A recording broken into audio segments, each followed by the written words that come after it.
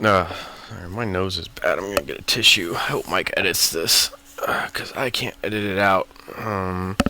Here, let me see if I can mute this in case he doesn't. Then you don't hear me below.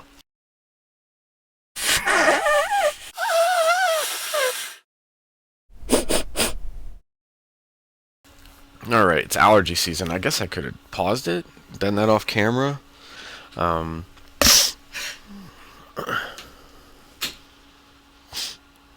Welcome to First Impressions of Persona 5. I am half of the old-fashioned podcast guy, Shane. You may recognize me from such films as Old-Fashioned Podcast number 5, What the Fuck Are Pizza Hut Shoes? I was also in Old-Fashioned Podcast number 20, Emulation, Good or Bad? I guess you have to watch to find out. So I'm going to give my first impressions of Persona 5. It's been out about a week. And this was something that I think everyone was looking forward to. If you weren't looking forward to it, I feel bad for you. If you didn't play Persona 4, you can go back and play that.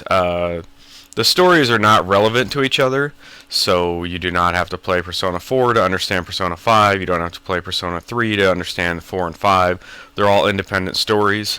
So before we do that, though, I want to explore the Collector's Edition. I got the Take Your Heart Premium Collector's Edition that my wife was nice enough to buy for me. But let's crack this open and see what's in it, just so you guys know and can take a look at it and decide if you want to get it also. It wasn't that much more than the original game.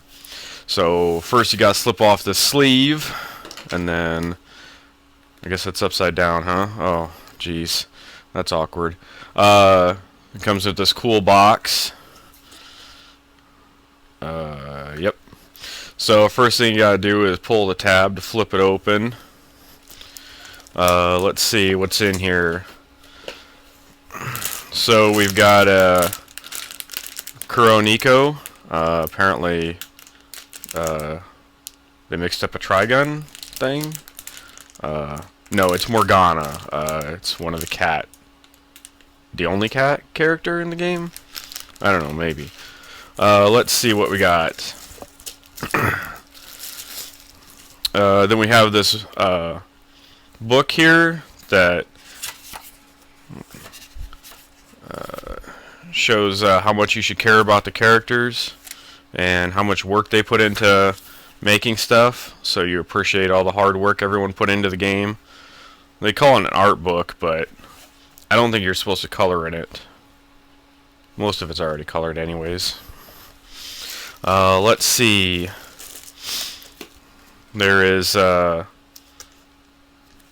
soundtrack. I mean, an actual CD soundtrack, because why let you download it? I mean, I guess you gotta put it on your computer or something. Anyways, moving on. Then they gave you one of these free bags you usually get at the conventions, or anime conventions, to carry all your free crap around. It's actually kind of cool because all the students carry this on the game. So it's actually pretty good quality, I think. But anyways, last thing in the box is, of course, the game itself. Plastic sleeve reveals a metal case, which is very important because the subtitle of the game is Take Your Heart. So you put the metal case in your vest pocket, so that way it protects your heart if someone does try to steal your treasure. Right. Okay, so that's what's in the box. Now let's talk about the game itself.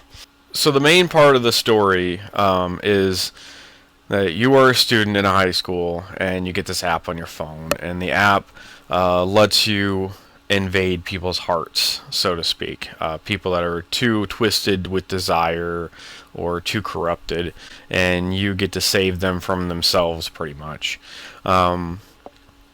So It works just like Persona 4, where you invade the castles, the people's souls or hearts, and then you come out of there, and in the meantime, you live your life as a high school student. So the rest of it's about relationship building and personal accomplishments. So you have different stats. You got to build guts, charisma, knowledge, and then you have all different kinds of connections that you build with people. And as you develop those connections, you unlock more abilities. Some are in combat, some are for outside combat.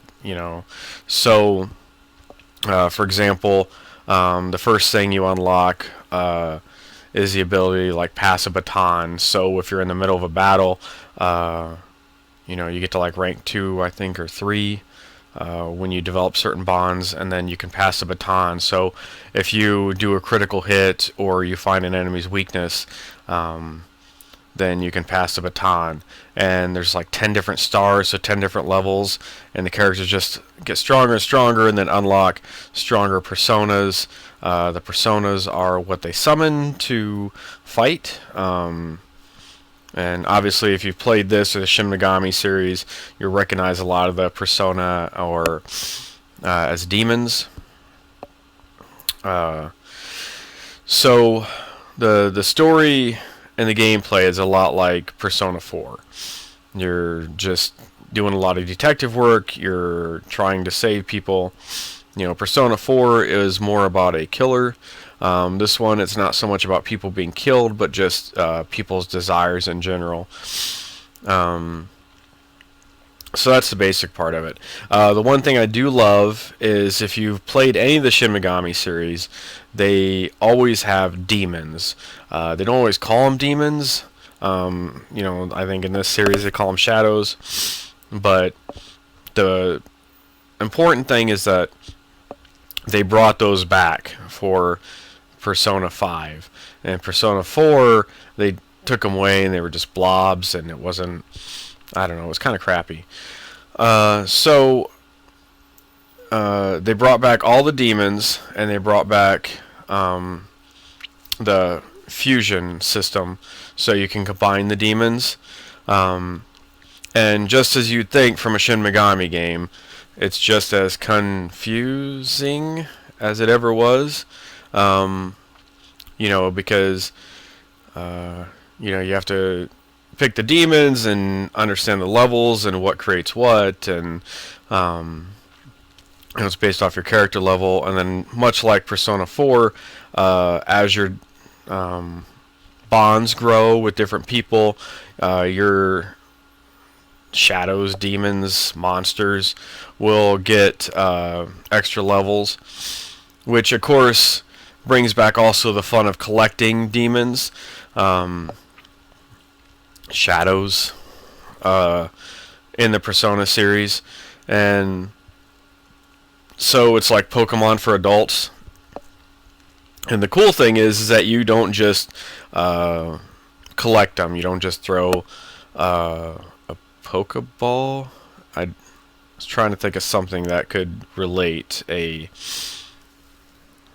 Persona Ball for... I'll work on it for our full review on our podcast later. Anyways, you actually have to talk to the demons. So you weaken them, and then you talk to the demons, and you get them to join you. If you don't, sometimes they give you an item. Sometimes, or if you don't succeed, I should say, if you don't pick the exact right choices, you get to... you can sometimes try again, depending on if you've unlocked the ability for one of your partners to redo the conversation. So sometimes you get an item, sometimes you get money, sometimes the enemy will join you, sometimes they'll hate the choices you picked when you talk to them, and they will get back up and fight you to the death. Which is also kind of cool because you don't always have to have them join you. If you're looking for money or you're short on items, you can ask them for those things too. So once you weaken them, Um, you have two different choices if you weaken the whole team or the whole enemy in the battle. You know, you can just do an all-out attack and just finish them. You can talk to them and get item or money or try to get them to join you. So, you know, I was pretty disappointed that Persona 4 didn't really do a lot or anything with the fusion system and collecting the demons. I don't know why they took that out. Maybe just a space issue or time issue. Um, but you know, and especially if you're into lore, if you're into mythology, it is a lot of fun collecting these demons because Japan is not very religious overall. So they have all these different demons from all these different religions.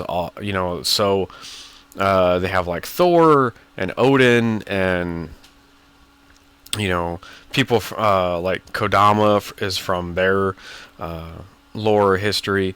You know, and they'll constantly add with almost every game, you know, some new creatures. You know, they'll have angels and God and Lucifer. Maybe not God really, but they have like Lucifer, Satan, and Metatron, the angel. Uh, you know, so it's a lot of fun just playing, collecting the demons, building the relationships. You know, the story's really good. You don't quite know where it's going. When you first start out, you're in the middle of actually stealing someone's heart.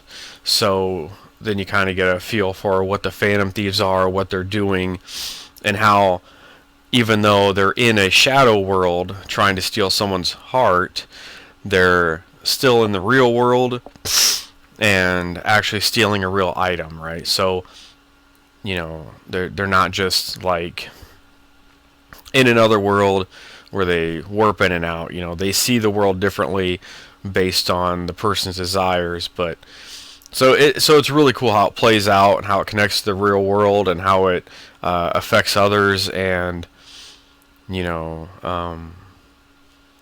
they end up stealing like actual real items. So I don't know if they're encouraging theft in Japan by doing this. Which they shouldn't. These kids are in high school, and they're saying it's fun to be high school thieves. Which is also weird that they're in high school because the game is rated M. For me to play? No, for mature. But yet you play a bunch of kids in high school, so most of the kids you play as or have on your team or get to know are all younger than would be able to buy this game. So there's that. So that's the basics, right? I don't want to get into too much. I don't like to spoil anything for anybody. If you played Persona 4, like I said, it's way better because they brought back demons and fusing. You know, and you'll see they made the fusing system really interesting this time with the graphics and how they do it. So other than that, let's talk controls. The controls are very simple. You obviously just move around, but they took out a lot of the tedious parts of an RPG, right? Once you go to a place and you find it or unlock it, because some places are closed when you first try to go, some of the shops and stores, but after you first find a place, you can warp to it instantly. Even if you're in the same area, you can still warp to it. If you don't feel like walking across a small map, you can just warp to it, which is really cool. You can just warp around and find what you want to find, or if you want to check a bunch of different places, you don't have to spend a lot of time doing that. Same with the battle system. They make it so when you fight a new enemy, you have to find their weakness. You know, you have no information on the enemy. So some enemies might be weak to fire, some enemies might be weak to what do they have? They have wind, ice, gunshots, electricity, cursing. Not like swearing cursing, but like a curse, like, you know, I hope your whole family stays poor for generations or something. That's probably a terrible example of a curse. I'm not good at cursing. Fuck. Okay. Again, not that kind of cursing. So, uh, so you find the enemy's weakness, and then after you find the enemy's weakness, you can push, I think it's R1, to automatically target that enemy's weakness in the future battles when you fight them again. So you don't always have to even go through the menus. Like, they streamline the whole thing. It's really nice. If you don't want to use any of your special abilities, you can just hit the options button and it'll go into automatically just everyone does physical attacks over and over, so you don't have to really sit there and push the button, which is really great for weaker enemies. You don't have to sit there and try to find their weaknesses or whatever. You can just auto battle and just be done with it. And then, they add some challenges with the inventory and stuff too. You don't get a whole lot of items, especially items that refill your spell points. So you have to make a decision. You can use a lot of special points and make the battles easier, but then you're not going to last very long endurance-wise, because after so many enemies you're going to be out, and physical attacks aren't as powerful. So, So item-wise, it's, you have to do some management there, and then you also have to manage your number of demons. They first allow you to have, I think, 6 demons. So you have to manage a small number of demons, decide if you want to fuse them or, recruit more. Because if you recruit another one, you don't get to put one in backstock, right? You don't have some sort of bank. You either use it or lose it, and if you use it, you have to get rid of one of your other demons. So, so they made it still where you have to think, you have to figure stuff out, you have to decide, do I go to this dungeon 2 or 3 times, try to level up, get my spell points back, or do I go just one time, try to get through it as best I can, and then use my remaining time to build my bonds, build my character up.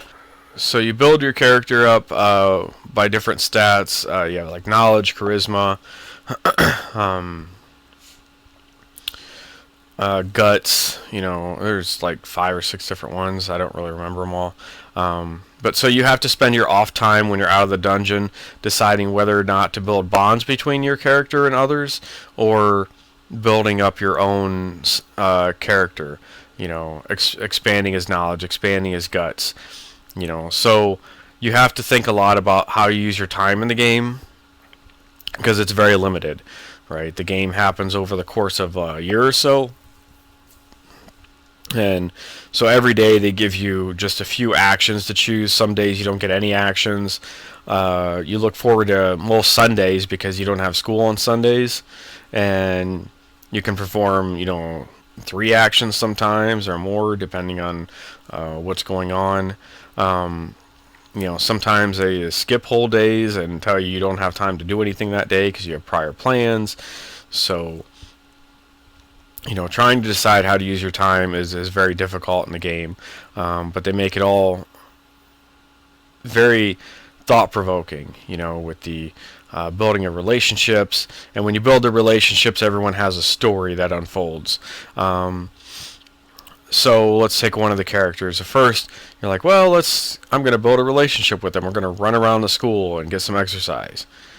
And then he was a former track star that wasn't on the track team anymore. So then the current track team comes up and gives him, starts hassling him as your bond grows with him. So then you get to unfold that story. How much hassling does he get? And how does he resolve the issues with that, right? So you're not only just building generic bonds, you're getting to see them personally on a personal level. So other than that, let's quickly touch on, just to finish this up, we're going to touch on graphics and sound. The graphics are fantastic. It's a lot in the Persona 4 aspect, except they took it to the next level. It's super flashy, it's super cool. The loading screens are cool. They put stuff on the loading screens to make you kind of, make the time pass a little easier watching things. So for example, you might be on the subway when it loads. So then they just show a bunch of people on a train, just like shadows of people. And then maybe you're out walking around, and they show a whole bunch of people just kind of walking by, crossing each other. So it gives you something to look at. And every now and then, if you notice, you'll have like one of the main characters pass by, which is really interesting. So the graphics they're just really really good, and when you play the game, you'll notice it. It's I again, I don't want to spoil anything by telling you like what anything that happens, but if you haven't played it, the graphics are great. What they did with it, the flashiness, you run in the shadow world and your footsteps leaves a small trail, and it's just so you can see kind of where you're coming from on the map, but also it just creates really cool ripple effects on the ground as your footsteps go. Really really fun. And then the other thing too is the soundtrack. Oh my god. Persona 4 had a great soundtrack. Persona 5 is no exception. They again knocked it out of the park with this. It is a really, really great soundtrack. It's something that I'm excited to listen to in my car on CD. Actually, I can't talk it up enough. The music alone is worth it. This isn't like generic game music. I mean, they put a lot of work into this. They have vocals, lyrics. They have a really good beat, and some of it's and it covers a variety, right? Covers a gamut, from super upbeat and happy, to a little more sad and depressing, as stuff happens in the game. But anyways, I hope this wasn't too long. I appreciate you watching. Again, if you haven't played it, please pick it up. It is part of the Shin Megami series. So if you like this, like Persona 4, just look up Shin Megami Tensei, and you can play all kinds of cool games, just like Persona 5, in the same vein with the demons and the monsters. So I think that they really nailed it. It's an amazing, fantastic game, and I don't think anyone should be disappointed in this game. I would give it a 10 out of 10 if I had some sort of official rating system, but I think rating something is good in general. However, it's also a little objective. I say I love it, and I say it's a great game. I say it's 10 out of 10, but somebody else might not agree. But that was quite the tangent there. This isn't even a review podcast. It doesn't even make any sense. Alright, well, I guess I'll stop it there. Thank you for watching. Please continue to watch our podcasts as they unfold. Like, subscribe, share. Give us any feedback that you want. Give us any topics you want us to talk about. We're always looking for strange and weird topics to talk about. We won't do politics, though, because we don't want to alienate anyone. So, don't tell us to do politics. I mean, I love politics.